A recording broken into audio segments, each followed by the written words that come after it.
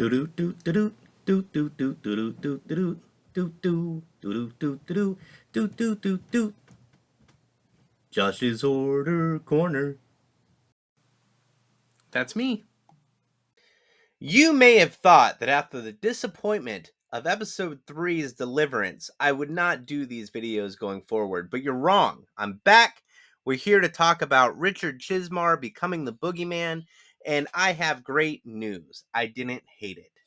That's right. I actually loved it. Now, this is the third work that I've read from Richard Chizmar. We read Face in the Crowd, The Longest December, which was like a split book of two short stories. Face in the Crowd by Stephen King, Longest December by Richard Chizmar. And Longest December was phenomenal. I love Stephen King. You know that. I talk about him so much on this channel, but I would say The Longest December was my favorite of those two. It was an amazing read. We also in the past read Chasing the Boogeyman, which I have right here. We'll crack it open and see we got that signed book plate from Richard in there. So when the sequel, Becoming the Boogeyman, came out, I knew I had to read it. I will do my best to not drop any spoilers throughout. We'll get close, but I promise you, after you hear everything I have to say, hopefully it makes you want to read the book, but it will not spoil the book for you. Because Chasing the Boogeyman was fantastic. It was a great story, and it's the way the story is told that really drives it.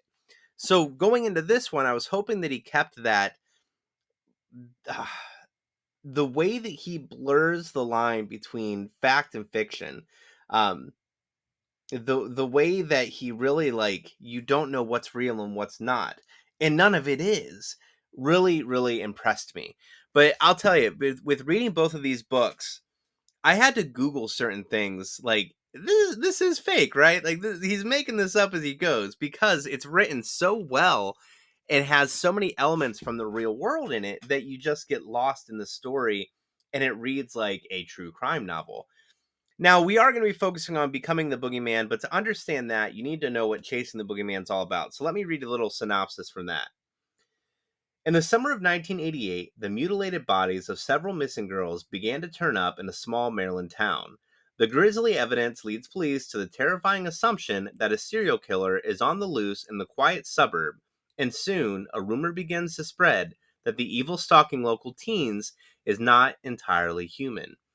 But law enforcement and members of the FBI are certain the killer is a living, breathing madman, and that he's playing games with them. For a once peaceful community trapped in the depths of paranoia and suspicion, it feels like a nightmare that will never end. Recent college graduate Richard Chizmar returns to his hometown just as a curfew is enacted and a neighborhood watch group is formed. In the midst of preparing for his wedding and embarking on a writing career, he soon finds himself thrust into a real-life horror story. Inspired by the terrifying events, Chizmar writes a personal account of the serial killer's reign of terror, unaware that this time back home will continue to haunt him for years to come. A clever, terrifying, and heart-rending work of metafiction, Chasing the Boogeyman is the ultimate marriage between psychological horror and true crime. Chizmar's writing, combining the storytelling of Stephen King with the relentless suspense of Michelle McNamara, is on full display in this truly unique novel that will linger in your memory long after you turn the page. That last section there, that last like paragraph talking about how it's going to linger in your memory, clever, terrifying, it's absolutely correct. That is written very well to describe. Stephen King has a quote on the front of this: genuinely chilling and something brand new and exciting, compulsive reading and scary. Very true. Now, Stephen King and Richard Chizmar, they've worked together through Cemetery Dance, through the Gwendy series, the Gwendy trilogy. So they're familiar with each other. And having his quote on the cover of the book is eye-catching, right? If you don't know who Richard Chizmar is, you may pick up a book and see, well, Stephen King says it's good, and want to check it out. So that definitely plays in his favor. And that's worked for me with countless of authors. I think Nick Cutter was one of the first ones that I saw, like, paid attention to the quote on the cover and grabbed it. On the cover of Becoming the Boogeyman, there you have that. It says, a worthy and frightening sequel to Chizmar's Chasing the Boogeyman. Terrific storytelling. You won't be disappointed, by Stephen King. And it's absolutely true. There's also on the back, you have some recommendations, quotes from Lisa Unger, S.A. Cosby, Meg Gardner, Carolyn Kepnes, Michael Cortia. There's no way I said that right. I apologize. And Eric Rickson. Again, this one also, we pre-ordered it and we managed to snag the book plate. Now, with this one being a sequel, sometimes sequels don't live up to the expectation you have from the original. And I was worried about that going into it. Like, what if he changed the writing style on this one? What if he went more into the lore or monsters or ghostly things? And while there's some elements to it that remind me a little bit of The Outsider from Stephen King, and I really thought we were going into that territory, he keeps it still something that could happen in this world, something true crime driven that really kept me moving. I loved The Outsider, so if those elements would have came into play, I think I still would have really enjoyed this story. But it's so much more exciting reading something that has that this could happen element to it. So let me read you the synopsis to Becoming the Boogeyman. Back in the summer of 1988, a young Richard Chizmar was catapulted into the center of a living nightmare as a serial killer, Joshua Gallagher, dubbed by the media as the Boogeyman, stalked his tranquil Maryland town. A lot has changed in the intervening years. These days, Chizmar enjoys a certain level of celebrity and notoriety himself, being the only person who an incarcerated Josh Gallagher will speak to on or off the record. Chizmar likes to believe that he's doing the world a public service by visiting Gallagher in prison, as there are plenty of other nameless victims out there who Gallagher might finally admit to killing and bring closure to grieving loved ones, and a dark rhythm and routine begin to take hold. But Chizmar eventually finds there's a price to be paid for dancing with the devil, when a masked figure with all the hallmarks of Gallagher's reign of terror from 30 years ago now leaves a horrifying calling card in front of Chizmar's home, and it's clear there's a new player on the board in the ongoing game that the Boogeyman controls. A riveting, haunting sequel to the New York Times best-selling thriller Chasing the Boogeyman, this is a tale of obsession and the adulation of evil, exploring modern society's true crime infatuation with unflinching honesty, sparing no one from the glare of the spotlight. Will those involved walk away from the story of a lifetime in order to keep their loved ones safe? Or will they once again be drawn into a killer's web? As the story draws to its shattering conclusion, only one person holds all the answers, and he just may be the most terrifying monster of them all. That right there as a description for the story is awesome. Like it just makes you look back on the original and see, okay, this was the relationship Richard had with Josh. This is who the extra players were. Who else could possibly be involved to make this all come back full circle? Whew! Now, one really cool thing about the way this book is written, aside from what I've already said, is at the end of each chapter, Richard kept this approach of having some photos that aligned with what you talked about in the chapter, which was really interesting. And then there would be either like an interview with either him and Josh Gallagher, or an excerpt from a story, a book he's working on about his childhood, or interviews with psychologists, things like that. It would always, like, here we have the excerpt from Edgewood over here on this side, which is the book he's working on, and then the pictures. So that's how we closed out each chapter, and it was a really cool way to tie that chapter up and move on to the next. The story still flowed well, but each chapter was designed around certain themes and concepts that sealing those off before he moved on was a really smart play. Now, there's some notes that I took while I was reading this. He starts it off with a nod to the first book, utilizing excerpts from interviews and reviews of that book. So it's very much, my book's out, the world knows who I am, I'm open to that, I'm understanding of that, and embracing that story. But again, it really kicks things off of, is this real? Because Richard is an author. He actually has another book coming out on October 22nd called Memorials.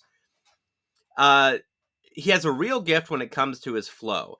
The pacing that he practices in this writing, and also in the first one and in The Longest December, is really inviting. Inviting. I don't know why I said it like that. Like, it makes you want to continue down through that flow. introducing you to the characters, he makes them likable, which is something that not every author is great at doing. But with the detectives, you know which ones he doesn't necessarily care for, and he gives you the reasoning to side with him on that. Obviously, a lot of the characters are family, so you want to like them anyway, but he develops them throughout the story in a way that makes you sympathize with them, respect them, and enjoy them. He does drop Stephen King's name a lot. Not a lot. I would say not as much as I probably would. I would drop that man's name left and right. And it's always in good ways. Like we'll say he places the name in the right times throughout the book as just like a nod of respect and friendship. And I love that. I would be curious if going into Chasing the Boogeyman, Richard knew that becoming the Boogeyman was going to be a thing. And now, will there be a third? Will there be an ending the Boogeyman or something along those lines? Chasing left off open enough for a sequel, but it wasn't necessary. Whereas this drops seeds throughout of demonic possession. I mentioned this earlier, like kind of tied my mind into The Outsider and made me wonder, like, is that the route we're gonna go? Is that where the Boogeyman is gonna lead us? Is to this possession story? There was a story in here about actress Grace Sunday, and I literally had to Google, and I went down a rabbit hole of Googling to see if she was a legitimate actress. I didn't find anything. Apparently, she was supposed to be in a league of their own. So, if that is a real person, please tell me. But if not, it's even better because it has me puzzled. Uh, the the only time with all this going on, I mean, in the expert, it says that there was something left on his doorstep. So the media frenzy outside, it's wild to me that it took tragedy for them to walk away. But I guess that kind of makes sense. Look at our world. Media flocks to tragedy. And the only way to get them out of there was for something else bad to happen. Throughout the story, there are some little side things that you think won't matter, but pay attention to those. Pay attention to all the details because everything comes full circle in this story. Richard quotes like my favorite Stephen King quote. I've said this in other videos. I actually used it in a speech at my best friend's funeral, but it was about you never have friends like the ones you had when you were 12. And I loved that. Um, and then he gets the shit kicked out of him by the stepfather of one of the victims. That's another thing is like everybody just kind of lumps blame onto Richard for writing this book and um, presenting the world with Josh Gallagher and all this. So everyone thinks these copycat killings are tied to the success and fame, not success, Richard's success, but the fame that he puts on Josh Gallagher. The moment that Chizmar kind of sneaks off from the conversation with the lieutenant and hints that something suspicious is at play, that he may have coerced some of the guards to helping him out, you know something big's coming. And it's such a small seed that he plants, and it's awesome the way it plays out. Similar to how he sneaks to the Myers house. You know that this is a big thing, but he gets all these clues, and instead of relying on the police to figure out, he decides he's going to Hardy Boys that shit. And finally, the conclusion of this story, the way that it wraps up, the way that it ends, I respected Chizmar so much for. He had the ability to make himself the ultimate hero. And instead, he allows another character in the novel to take that title and be the hero. Now, that might set them up for some mental struggles down the road, but it was still I felt a great move to say I've made myself a character in this story, and instead of me being this all-powerful uh savior in the end, I want somebody else to be able to come in and be that savior. I absolutely loved that. So all of that to say, I absolutely loved these books. Now, the first one here, including the author's note, it clocks in at 322 pages. Becoming the Boogeyman, this one with the final notes and everything comes in at 410 pages. So it's a little lengthy, but the way it's written is going to pull you through it. You're going to speed through it and not realize just how much you're reading. Check these books out. Let me know what you think.